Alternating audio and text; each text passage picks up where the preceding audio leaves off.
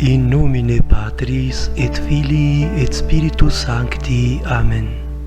Mga kapatid, tayo muli nagbabalik sa ating gawain, sa ating pagpapahayag ang Ebanghelyo ni Nicodemos. Mga kapatid, si Nicodemos po ang siyang Hudyo na lumapit at nakipag-usap sa Panginoon Kristo patungkol sa bautismo. Ngayon, bago po tayo magpatuloy, nasa Kabanata 19 at ikalimang yugto. Isa rin po itong panalangin sa oras ito. Amang Diyos, ang aking dinadalangin at tanggapin nawa ang aking panalangin. Ama namin sa langit, sambahin nawa ang pangalan mo. Naway dinggit tanggapin ang aking panalangin sa oras na ito sa pamamagitan lamang ng Panginoon Kristo.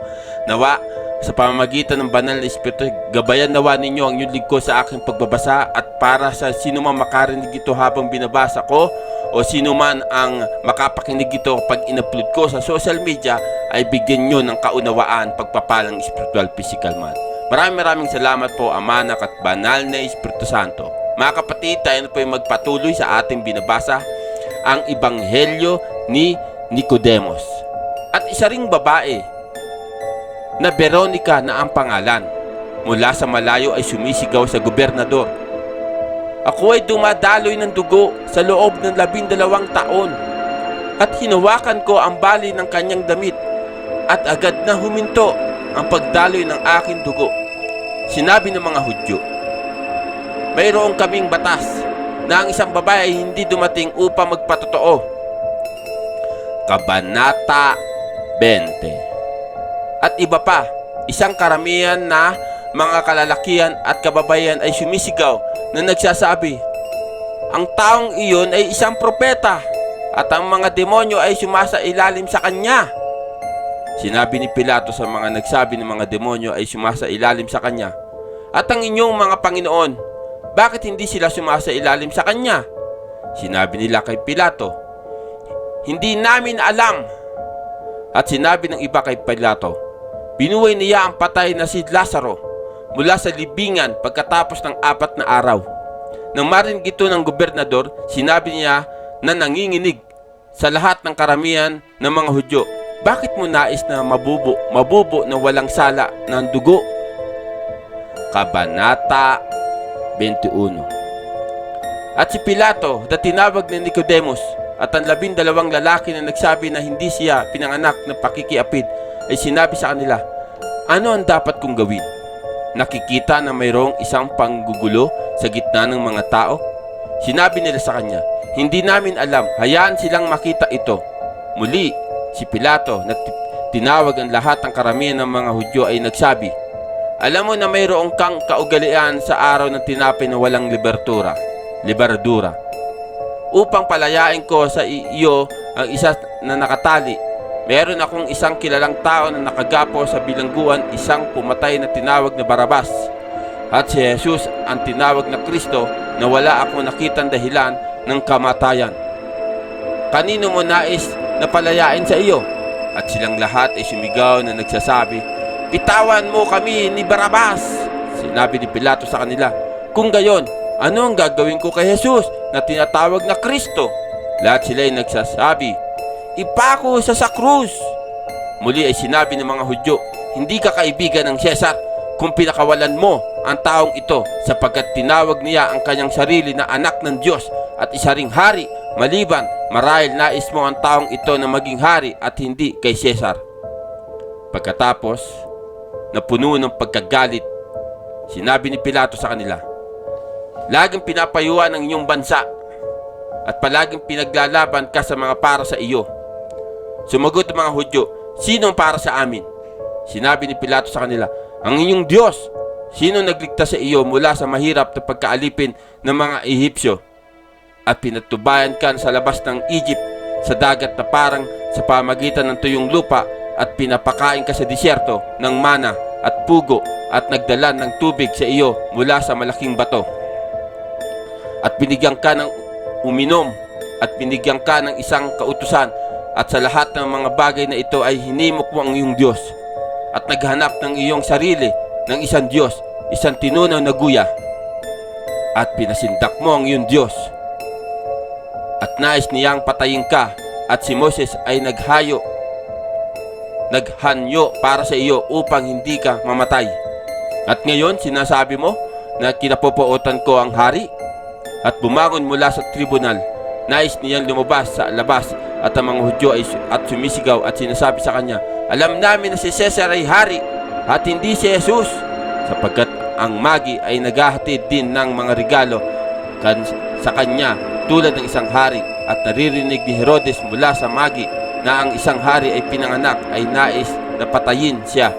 Ngunit nang malaman ito, dinala siya ng kanyang amang si Jose at ang kanyang ina at tumakas sa Egypt. At narinig ni Herodes na sinira ang mga sanggol ng mga Hudyo na pinanganak sa Bethlehem.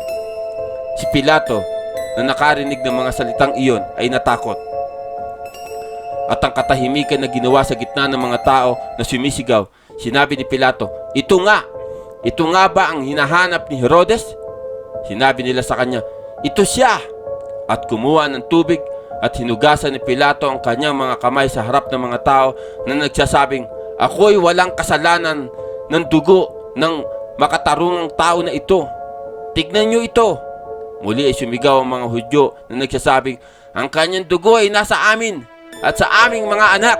Pagkatapos ay inuutos ni Pilato na matakpan ang belo at sinabi kay Jesus, ang iyong sariling bansa ay nagdala ng mga paratang laban sa iyo bilang isang hari. At sa makatuwid ay pinarurusahan kita ng una na hampasin dahil sa mga batas ng mga emperador at pagkatapos ay ipako sa krus. Kabanata 22. At nang si Jesus ay hinagupit at binigay niya siya sa mga Hudyo upang maipako sa krus at kasama ng dalawang magnanakaw, ang isa sa pangalan Dismas at ang isa ay pangalang Gestas. At nang sila ay makarating sa lugar na ito, hinuburan nila siya sa kanyang kausuotan at pinihisan siya ng isang tela na lino at inilagay ang isang korona ng mga tinik sa kanyang ulo. Gayon din ang pagkakabit nila sa dalawang magnanakaw, kasama niya si Dismas sa kanan at sa Gestas sa kaliwa. At sinabi ni Jesus, Ama, patawarin mo sila sapagkat hindi nila alam ang kanilang ginagawa. At hinati ng mga sundalo ang kanyang mga kasuotan sa kanila.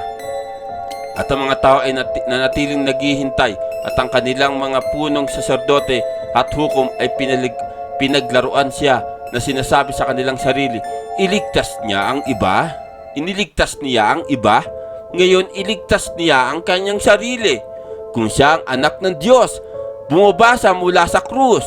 At biniro siya ng mga kawal na nahuhulog sa harap niya at naghahandog ng suka ng apdo at nagsasabi, kung ikaw ang hari ng mga Hudyo, palayain mo ang iyong sarili. At si Pilato, pagkatapos ng pangungusap ay nag-utos ng isang pamagat na isinulat sa wikang Hebreo, mga letrang Greek at Latin ay sa sinasabi ng mga Hudyo, ito ang hari ng mga Hudyo. At isa sa mga magnanakaw na nakabitin na nagngangalang Gestas ay nagsabi sa kanya, kung ikaw ang Kristo, palayain mo ang iyong sarili at kami. At sumagot si Dismas na sinaway siya na sinasabi, hindi ka rin ba natatakot sa Diyos? Sino ang nasa kahatulang ito? Sapagkat makatarungan at nararapat na natanggapin namin ang mga bagay na tinitiis namin, ngunit wala siyang ginawa na kasamaan. At patuloy siyang nagsabi kay Jesus, alalahanin mo ako, Panginoon, sa iyong kaharian. At sinabi ni Jesus sa kanya, katotohanang sinasabi ko sa iyo, na ngayon ay makakasama mo ako sa paraiso. Kabanata 23. At tungkol sa ika-6 na oras at nagkaroon ng kadiliman sa buong mundo, at ang araw ay hindi na itago at ang tabing ng templo ay napunit sa gitna at sumigaw ng malakas na tinig na sinasabi niya, Ama, sa iyong mga kamay ibibigay ko ang aking espiritu. At ganito ang sinasabi, iniwan niya ang multo. At ang sintoryon nang makita kung ano ang nagawa, niluwalhati ang Diyos na nagsasabi, ito ay isang makatarungang tao. At ang lahat ng mga tao ay naroroon sa paningin na iyon nang makita kung ano ang nagawa binugbog ang kanilang mga suso ay bumalik. At sinabi ng senturyon sa gobernador kung ano ang nagawa, at ang pagdinig ng gobernador at ang kanyang asawa ay totoong nalulumbay at hindi kumain at uminom ng araw na iyon. At tinawag ni Pilato ang mga Hudyo at sinabi sa kanila, "Nakita mo na ba ang nagawa?" At sinabi nila sa gobernador, "Nagkaroon ng eklipse ng araw gaya ng nandati, at ang kanyang mga kilala ay tumayo rin sa malayo. At ang mga babaeng sumusunod sa kanya mula sa Galilea nang makita ang mga bagay na ito. At narito ang isang tao na nagngangalang Jose na may katungkulan, isang taong mabuti at makatarungan na hindi pumayag sa kanilang mga payo o sa kanilang mga gawa, mula sa Arimatea, isang lungsod ng mga Hudyo. Naghihintay siya rin para sa kaharian ng Diyos. Napunta kay Pilato at hiniling ang katawan ni Jesus. At dinala siya mula sa krus, binalot siya ng malinis na lino at inilagay sa kanyang sariling libingan na walang iniligay." Kabanata 24. At nang marinig ng mga Hudyo na hinihiling ni Jose ang katawan ni Jesus, hinanap siya. At ang 12 lalaki na nagsabi na hindi siya ipinanganak ng pakikiapid, at si Nicodemo at marami pang iba na tumayo sa harap ni Pilato at pinahayag ang kanyang mabubuting gawa. At silang lahat ay nakatago. Si Nicodemus lamang ay nagpakita sa kanila, sapagkat siya ay isang punong lalaki ng mga Hudyo. At sinasabi niya sa kanila, "Paano kayo napasok sa sinagoga?" Sinabi sa kanya ng mga Hudyo, "At ikaw, paano ka napasok sa sinagoga na nakikita mong sumasang-ayon ka sa kanya? Nawa ang kanyang bahagi ay sumasa iyo sa darating na mundo." Sinabi ni Nicodemus, "Amen, amen, amen." Gayon din si Jose, lumalabas, ay sinabi sa kanila, "Bakit ka nagagalit laban sa akin dahil hiniling ko ang katawan ni Jesus? Narito, inilagay ko siya sa sarili kong bagong libingan. Binalot ko siya sa malinis na lino at ginulong ko ang isang bato sa pintuan ng yungib. At hindi ka kumilos ng mabuti laban sa isang makatarungang tao, yamang hindi mo naisip kung paano mo siya ipinako sa krus at tinusok siya gamit ang isang sibat." Sa makatuwid, ang mga Hudyo na humawak kay Jose ay inutusan siyang ibilanggo dahil sa araw ng Sabat, at sinabi nila sa kanya, "Alamin na oras ay pumipilit sa amin na huwag gumawa ng anumang laban sa iyo, sapagkat ang araw ng Sabado ay sumisikat. Ngunit maunawa na ikaw ay karapat-dapat hindi kahit na libing, ngunit ibibigay namin ang iyong laman sa mga ibon ng ipapawid at ang hayop sa mundo." Sinabi ni Jose sa kanila, "Iyon ang pagsasalita ng pagmamataas na si Goliath, na sinungaling ang buhay ng Diyos laban sa banal na David. At sinabi ng Diyos sa akin na paghihiganti, ako ang gaganti, sabi ng Panginoon." At si Pilato, naharang sa kanyang puso, kumuha ng tubig at naghugas ng kanyang mga kamay sa harap ng araw na sinasabi, "Ako'y walang kasalanan sa dugo ng makatarungang tao na ito. Tignan ninyo ito." At sumagot ka at sinabi kay Pilato, "Ang kanyang dugo ay sumasa atin at sa aming mga anak. At ngayon ay natatakot ako na ilang oras o iba pang puot ng Diyos ay darating sa iyo at sa iyong mga anak, tulad ng sinabi mo." At nang marinig ito ng mga Hudyo, ay napuspos ng puso, at kinuha si Jose at isinara siya sa isang bahay na walang bintana, at inilagay ang mga gwardya sa mga pintuan at tinatakan ng pintuan kung saan isinara si Jose. Mga kapatid, tayo po'y hihinto muli dito sa ikalamang yugto po, mga kapatid. Nawa makarinig ito'y makaunawa at makaintindi sa lahat ng binasa ko. Ito po yung pangyayari na pagkatapos ipako sa krus ang Panginoong Kristo, at pinag-uusapan nila Pilato ang pangyayari about sa Panginoong Kristo. Nawa sa oras ito, Ama, Anak at Banal na Espiritu Santo, sapagkat nasa inyo lamang po amang Diyos ang kapurihan, kadakilahan, kalawal at kapangyarihan sa pamagitan ng Panginoong Kristo at gabay ng Banal na Espiritu Santo. Maraming salamat po, Ama, Anak at Banal na Espiritu Santo. Sanawat.